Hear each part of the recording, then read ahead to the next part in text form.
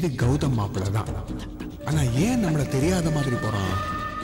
ஏதோ பிரச்சனை இருக்கு. இப்போதைக்கு நாமளே இவனை பார்த்ததா யாருக்கிட்டையும் காட்டிக்க கூடாது.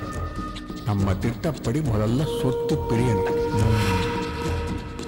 என்ன மாமா இங்க நின்று என்ன பண்ணிட்டு இருக்கீங்க? ஒன்னும் இல்ல, கௌதம் மாப்பிள்ள திடீர்னு எதுக்கு திலீப் பேருக்கு மாறணும்னு யோசிச்சுக்கிட்டு இருந்தேன், அவ்வளவுதான். எதை யோசிக்கிறதா இருந்தாலும் தேடிக்கிட்டே யோசிக்கலாம். நடங்க. ஆமா ஆமா ஆமா.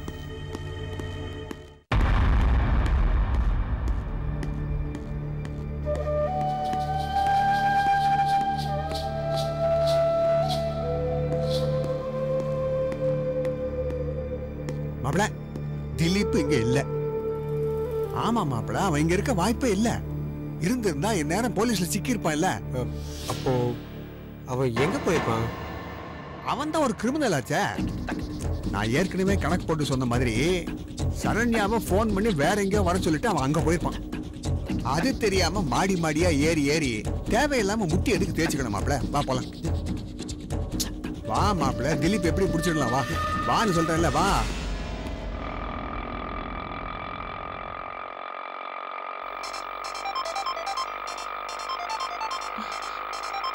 திலீப் தான் ஃபோன் பண்றாரு. ஹலோ திலீப், சொல்லுங்க. நான் சொல்றதுக்கு என்ன இருக்கு? அதான் சொல்ல வேண்டிய இடத்துல நீயே சொல்லிட்டியே. என்ன சொல்றீங்க? எனக்கு ஒண்ணும் புரியலையே. ஆனா நான் புரிஞ்சுக்கிட்டேன். ஏதாவது பிளான் பண்ணி எப்படியாவது என்ன போலீஸ்ல புடிச்சு கொடுக்க நீ முயற்சி பண்ற. திலீப், நான் உங்களை போலீஸ் கிட்ட எதுக்கு மாட்டி விடணும்? டேய் நடிக்காத. நீ சொல்லாம எதுக்காக என்ன தேடி போலீஸ் லாட்ஜுக்கு வரணும்? நான் அந்த லாட்ஜ்ல இருக்கன்ற விஷயம் உனக்கு மட்டும் தான் தெரியும். சத்தியமா போலீஸ் அங்க வந்ததுக்கும் எனக்கும் எந்த சம்பந்தமும் இல்ல. ப்ளீஸ் திலீப், தயவு செஞ்சு நான் சொல்றதை நம்புங்க. நான் உங்களை பர்சனலா பார்த்து நிறைய பேசணும். ரொம்ப ரொம்ப முக்கியமான விஷயம். அப்படி இருக்கும்போது நான் ஏன் போலீஸ்க்கு இன்ஃபார்ம் பண்ணணும்? இந்த கதையெல்லாம் அங்க வேணாம். இனிமேல் என்ன சந்திக்க முயற்சி பண்ணாத, அவ்வளவுதான். மேடம் போன கொடுங்க. ஹலோ திலீப், இங்க பாருங்க, அவங்க சொல்றதுல உண்மை, தயவு செஞ்சு நம்புங்க. ஏய் நீ யாரா? திலீப் என் பேர் சந்தோஷ். நானும் சரண்யா மேடம் தான் இப்போ உங்களை மீட் பண்ண வந்துட்டு இருக்கோம். நான் சரண்யாவை மட்டும் தான் வர சொன்னேன். அவன் ஏன் உன்னை கூட்டிட்டு வரா? நீ யாரா? அவளுக்கு பாடி காடா? நான் உங்களோட திலீப் எப்படி சொல்றதுன்னு எனக்கு தெரியல. எல்லா விஷயத்தையும் நேரில் வந்து உங்ககிட்ட டீட்டெயிலாக சொல்றேன். தயவு செஞ்சு சரண்யா மேடத்தை நீங்க தப்பா நினைக்காதீங்க.